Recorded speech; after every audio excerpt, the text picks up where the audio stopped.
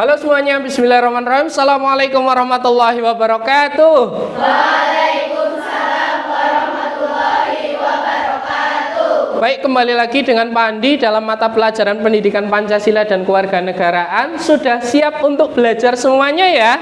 Siap, sudah. Oke, terima kasih. Tapi sebelum itu Pak Andi pengen ngecek semangat kalian ya. Semangat pagi. Pagi, luar biasa, tetap semangat, ganja bisa. Baik, terima kasih. Sekarang alangkah baiknya kita berdoa terlebih dahulu karena pembelajaran yang baik adalah pembelajaran yang diawali dengan berdoa. Ketua kelas, oke, ketua kelas bisa dipimpin berdoa ya. Siap, berdoa mulai. Terima kasih, semoga ilmu yang kita dapatkan hari ini bermanfaat. Dan nanti jangan lupa ketika sudah dapat ilmu, wajib hukumnya untuk dibagikan kepada sesama. Oke, Pak Andi absen dulu. Kelas OTKP 1, Alisa Amalia, Amir Zana Mangesti, Andini Riana, terakhir Zahra. Oke, berarti di sini dispen 1, berarti total semuanya ada 35 anak seperti itu. Oke, terima kasih. Sebelum kita memulai, supaya lebih semangat lagi, kita akan bermain terlebih dahulu. Permainan kita atau ice breaking yang akan kita lakukan judulnya adalah ganjil. Yes, genap, oke. Tapi kita berhitung dulu ya. Dari sini, berhitung mulai. 1, 2, 3, 4, 5, 6, 7. Nah, sekarang ingat-ingat nomor kalian masing-masing. Oke, ingat-ingat nomor kalian masing-masing. Jangan dicatat, nggak boleh dicatat ya. Ingat, nggak boleh curang, nggak boleh dicatat. Oke, dan ingat-ingat ketika Pak Andi minta angkanya, kalau ganjil ditambahi yes, kalau genap ditambahi oke. Nanti yang nggak siap, pokoknya maju ke depan. Siap. Konsentrasi. Mulai. 1. 1 yes, 2 oke, 3 yes, 6 oke, 7 yes, 8 oke, 9 yes, 10 oke, 12 yes, 13 yes, 14 oke, 20. Nah, 20. Siapa yang 20? Mei. Oke, Mei, sini Mei, maju ke depan Mei. Oke, tepuk tangan untuk Mei. Semuanya berdiri. Oke, baik anak-anak semuanya, silakan Meli pimpin untuk membacakan teks Sumpah Pemuda. Dan diikuti oleh teman-teman semuanya ya. Sumpah Pemuda. Sumpah Pemuda. Kami putra dan putri Indonesia Kami putra dan putri Indonesia mengaku bertumpah darah yang satu, mengaku bertumpah darah yang satu, tanah air Indonesia. tanah air Indonesia. Kami putra dan putri Indonesia Kami putra dan putri Indonesia mengaku berbangsa yang satu, mengaku berbangsa yang satu, bangsa Indonesia. bangsa Indonesia. Kami putra dan putri Indonesia Kami putra dan putri Indonesia menjunjung tinggi bahasa persatuan, menjunjung tinggi bahasa persatuan, bahasa Indonesia. bahasa Indonesia. Baik, terima kasih Meli. Tepuk tangan untuk Meli. Silakan bisa kembali ke tempat duduk Meli. Baik, setelah kalian tadi sudah mengucapkan Sumpah Pemuda, harapan Pak Andi kalian nantinya akan menjadi pemuda yang lebih baik lagi, berguna bagi bangsa dan negara. Dan ingat, pemuda yang berprestasi seperti semboyan SMK Negeri 1 Cilacap. Nah, pada pertemuan minggu lalu kita sudah banyak belajar mengenai hak asasi manusia dan juga apa? Kewajiban asasi manusia. Ada yang bisa memberikan keterangan kemarin kita belajar apa saja sih supaya kita ingat pelajaran minggu lalu? Ada? Oke, kamu bisa, silakan berdiri. Menurut Undang-Undang Republik Indonesia Nomor 39 Tahun 1999, hak asasi manusia adalah seperangkat hak yang melekat pada hakikat dan keberadaan manusia sebagai makhluk Tuhan Yang Maha Esa dan merupakan anugerahnya yang wajib dihormati, dijunjung tinggi, dan dilindungi oleh negara, hukum, pemerintah, dan setiap orang demi kehormatan serta perlindungan harkat dan martabat manusia. Oke, terima kasih, beri tepuk tangan. Betul sekali ya. Itu merupakan pengertian hak asasi manusia menurut Undang-Undang Nomor 39 Tahun 1999. Baik, setelah tadi sudah disampaikan pengertian hak asasi manusia menurut Undang-Undang Nomor 39 Tahun 1999, ada yang mau menambahkan lagi? Kemarin kita belajar tentang apa? Oke, silakan, bisa berdiri. Jadi, minggu lalu kita belajar mengenai ciri-ciri khusus HAM, yaitu ada 4. Yang pertama adalah hakiki, kedua universal, dan yang ketiga tidak dapat dicabut, dan yang keempat tidak dapat dibagi. Oke, terima kasih.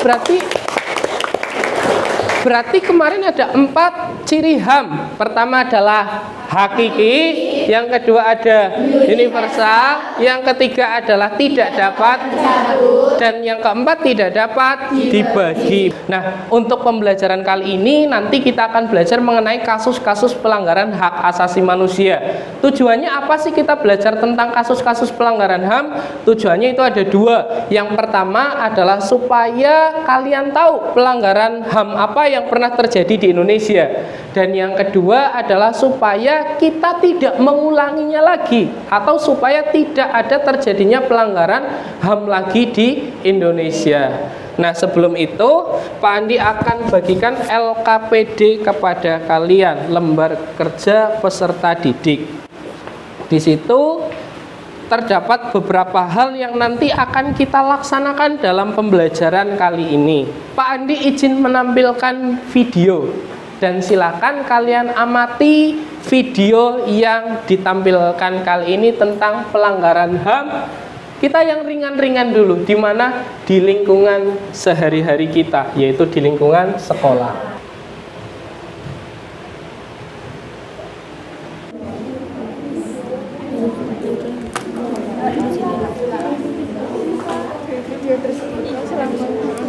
Sekarang kita waktunya presentasi. Ada yang mau menyampaikan hasil diskusinya terkait dengan tadi video yang kalian lihat? Ada? Oke, kamu mau? Silakan. Sebelumnya perkenalkan, nama saya Laras. Di sini saya akan menyimpulkan dari video yang sudah kita tonton. Jadi, pelanggaran HAM bisa terjadi di lingkungan sekolah, menyebabkan berbagai macam konsekuensi terhadap korban. Di antaranya, malas untuk belajar, malas ke sekolah, bahkan ingin mengakhiri hidupnya. Dan di sini dapat disimpulkan bahwa pelanggaran HAM adalah serangan terhadap hak asasi yang dilakukan secara sistematis hingga menyebabkan kerugian fisik, psikologis, ekonomi, dan sosial. Oke, terima kasih. Kita beri aplaus dulu.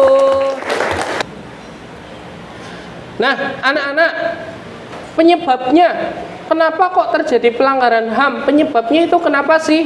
Penyebabnya itu ada 2 faktor. Yang pertama adalah faktor internal. Faktor internal berarti apa? Faktor yang berasal dari dalam diri kita sendiri. Itu. Dan yang kedua ada namanya faktor eksternal. Faktor yang berasal dari luar diri kita. Sekarang kalian sudah dibagi menjadi 5 kelompok. 5 kelompok ini Pak Andi minta silakan cari kasus-kasus pelanggaran hak asasi manusia di Indonesia. Kelompok 1 nanti menganalisis kasus pelanggaran HAM Marsinah. Ya, kelompok 1 nanti menganalisis kasus pelanggaran HAM Marsinah. Kelompok 2 nanti menganalisis kasus pelanggaran HAM Munir. Kasus 3 menganalisis kasus pelanggaran HAM Tanjung Priok. Keempat, menganalisis kasus pelanggaran HAM Trisakti. Dan yang terakhir, menganalisis kasus pelanggaran HAM Petrus. Itu ya, silakan kalian bisa cari di internet, bisa cari di buku, dan kalian buat sebuah kesimpulan dan nanti Pak Andi minta untuk dipresentasikan di depan kelas. Silakan.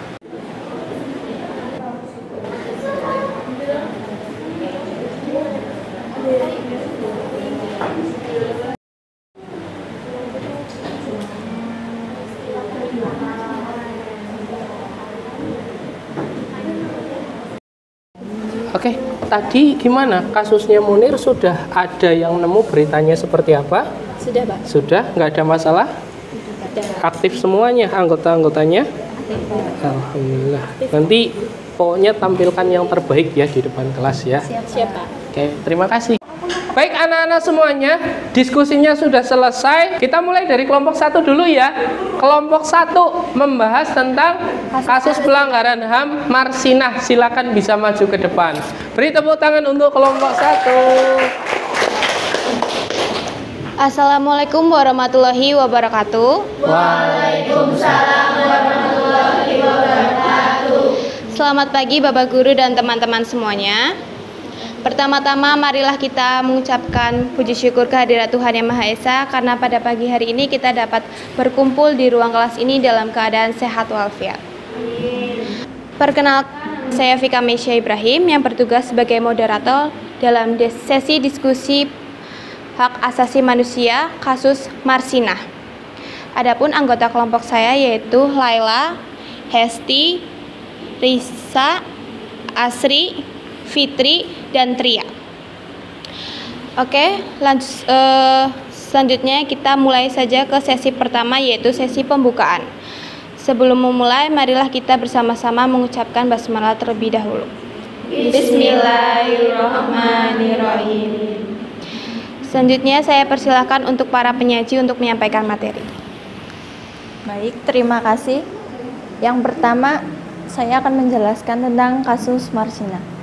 Kasus Marsinah merupakan kasus pelanggaran HAM berat yang pernah terjadi pada era tahun 90-an. Marsinah sendiri merupakan seorang aktivis dan buruh pabrik PT Catur Putra Surya, Jawa Timur.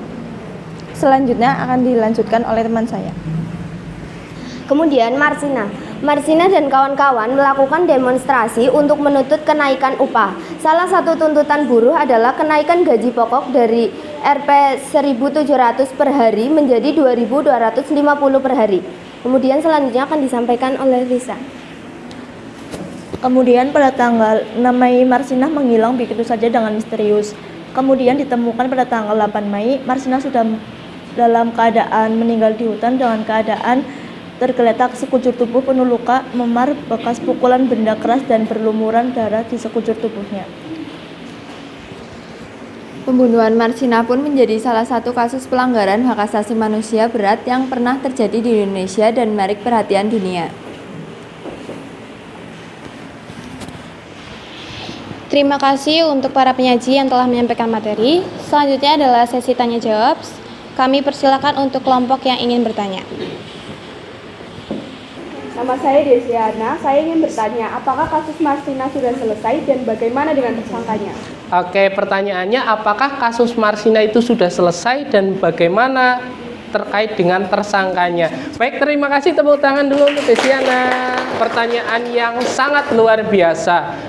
Apakah kasus Marsinah sudah selesai dan bagaimana dengan tersangkanya? Kasus Marsinah belum jelas kelanjutannya sampai hari ini. Penyelidikan terakhir, pemilik PT CPS Yudi Susanto kemudian dijatuhi vonis 17 tahun penjara. Sementara itu, beberapa staf PT CPS dijatuhi hukuman sekitar 4 tahun hingga 12 tahun penjara. Akan tetapi, Yudi Susanto kala itu kukuh menyatakan tidak terlibat dalam pembunuhan Marsinah dan dirinya hanya menjadi kambing hitam. Namun mereka naik banding ke Mahkamah Agung dan oleh Mahkamah Agung mereka dinyatakan bebas dari dakwaan dan dinyatakan bebas. Terima kasih. Oke, gitu ya. Ironis enggak sih ketika si tersangka yang awalnya divonis 17 tahun sama 12 tahun akhirnya malah dibebaskan dari dakwaan itu. Oke, terima kasih kasus Marsinah. Kita beri aplaus untuk kasus Marsinah. Silakan bisa ditutup. Baik, sekian hasil presentasi dari kelompok kami. Maaf bila ada kesalahan. Wassalamualaikum warahmatullahi wabarakatuh. Waalaikumsalam warahmatullahi wabarakatuh. Terima kasih. Dari pembelajaran kali ini ada yang bisa memberikan kesimpulan hasil pembelajaran kita itu apa? Ya, silakan Tria, kesimpulan. Baik, kesimpulan dari pembelajaran hari ini adalah pelanggaran HAM terjadi karena dua faktor, yaitu faktor internal dan faktor eksternal. Faktor internal adalah faktor yang berasal dari dalam diri sendiri, sedangkan faktor eksternal adalah yang berasal dari luar diri kita. Baik, di sini saya Risma izin menambahkan kesimpulan. Beberapa kasus pelanggaran HAM yang terjadi di Indonesia diantaranya adalah kasus Marsinah, kasus Munir, kasus Trisakti, kasus Tanjung Priok, dan kasus Petrus. Harapannya kasus-kasus seperti ini tidak pernah terjadi lagi di Indonesia. Oke, terima kasih. Pak Andi minta sekarang semuanya buka handphone karena hari ini akan langsung kita lakukan evaluasi kegiatan.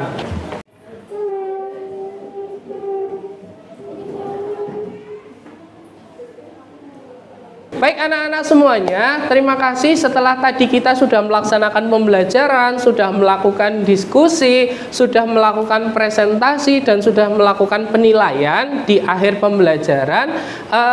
Kita sampai di ujung pembelajaran pendidikan Pancasila dan kewarganegaraan di hari ini. Dan ingat, minggu depan kita masih ketemu dengan materi yang sama, masih dengan materi pelanggaran hak asasi manusia, tapi materinya berbeda, yaitu tentang penanganan kasus-kasus pelanggaran HAM.